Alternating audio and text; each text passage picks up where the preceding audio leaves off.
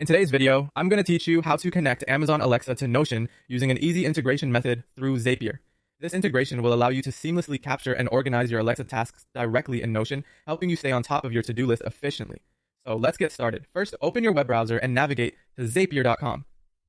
Zapier is a powerful tool that helps automate tasks between different apps without needing any coding skills.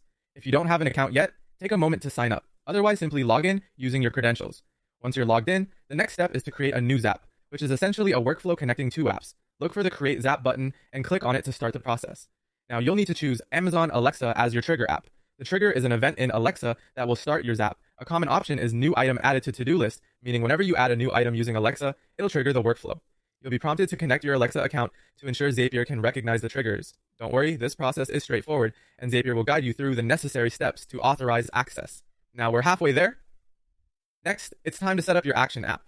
Select Notion, as this is where you'll be sending the data from Alexa.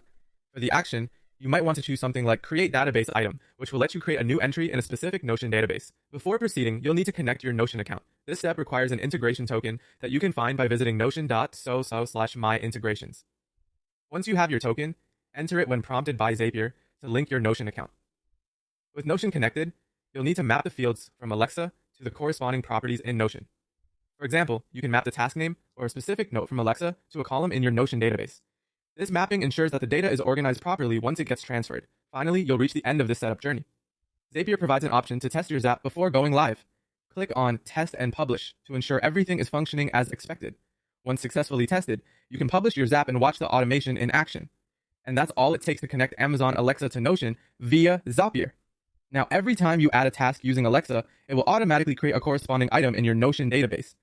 This integration is a great way to enhance your productivity by bridging the gap between your voice-activated tasks and your digital workspace in Notion. Thank you for watching, and happy organizing!